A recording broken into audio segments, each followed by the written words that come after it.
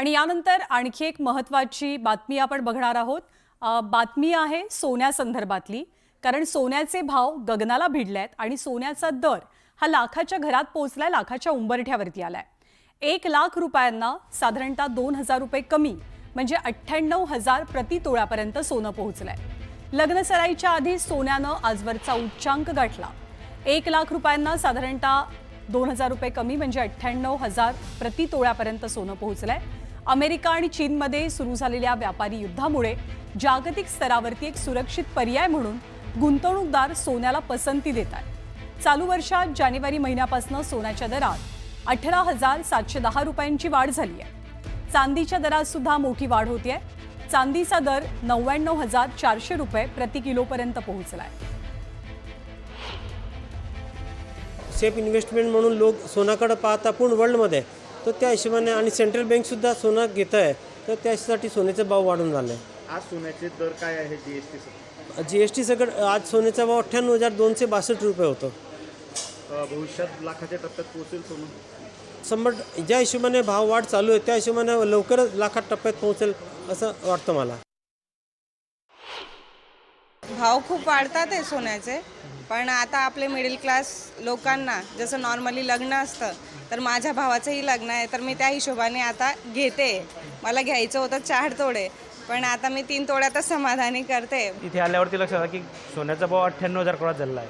म्हणजे मी जी अपेक्षा केली होती की आज मागच्या आठवड्यातच मी काहीतरी 90,000 ऐकलं होतं, त्या हिशोबाने मी आज आल्यानंतर आजचं बजेट सोनं घ्यायचंच आहे आणि या हिशोबाने आलो, पण आता जो बजेट होता माझा तो बजेट मला कुठेतरी कमी करावा लागला। राज्याचे उपमुख्यमंत्री अजित पवार हे अहिल्यानगरमधल्या कर्जत जामखेडच्या दौऱ्यावरती आहेत। अजित पवारांच्या स्वागतासाठी कार्यकर्त्यांनी प्रचंड गर्दी केली। विशेष म्हणजे राष्ट्रवादी शरदचंद्र पवार पक्षाचे आमदार रोहित पवार यांच्या कार्यकर्त्यांनी अजित पवारांचं स्वागत केलं। तर अजित पवारांच्या स्वागतासाठी कर्जत जामखेड विधानसभा मतदारसंघात जोरदार बॅनरबाजी झाली। अजित पवारांच्या स्वागत बॅनरवरती रोहित पवारांचा फोटो लावला गेला, त्यामुळे राजकीय वर्तुळात जोरदार चर्चा होतीये।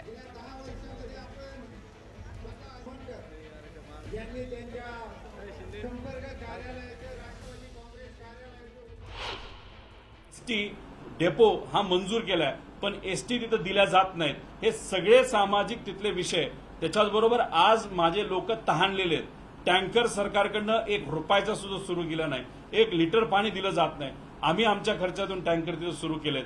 आता ह्या सगळ्या गोष्टीकडे उपमुख्यमंत्र्यांकडे लक्ष जावं, त्यांचं लक्ष ह्याच्याकडे जाऊन लोकांच्या अडचणी सुटाव्यात, यासाठी आमचे कार्यकर्ते पत्र घेऊन तिथं उपमुख्यमंत्र्यांचं आणि फायनान्स मिनिस्टर साहेबांचं स्वागत करण्यासाठी आणि पत्र देण्यासाठी तिथं गेलेले आहेत। भगवानगडाचे महंत नामदेव शास्त्री महाराज यांच्याकडनं पुन्हा एकदा धनंजय मुंडेंची पाठराखण केली गेली आहे। धनंजय मुंडे हे भगवानगडाचेच आहेत असं नामदेव शास्त्री म्हणाले। दरम्यान धनंजय मुंडे कार्यक्रमाला येणार होते, पण हेलिकॉप्टरचा क्लिअरन्स मिळाला नाही, म्हणून त्यांचा दौरा रद्द झाला, अशी माहिती सुद्धा नामदेव शास्त्री यांच्या वतीनं दिली गेली। त्यासोबत धनंजय मुंडेंच्या गालावरनं वारं गेलंय। सगळ्यांनी मिळून भगवान बाबाला प्रार्थना करा, त्यांची चांगली वाणी बंद पडली आहे ती पुन्हा सुरू व्हावी आणि धनंजय मुंडे पुन्हा एकदा पहिल्या पदावर येऊन त्यांच्याकडनं समाज कार्य घडावं, असं सुद्धा नामदेव शास्त्री म्हणतात।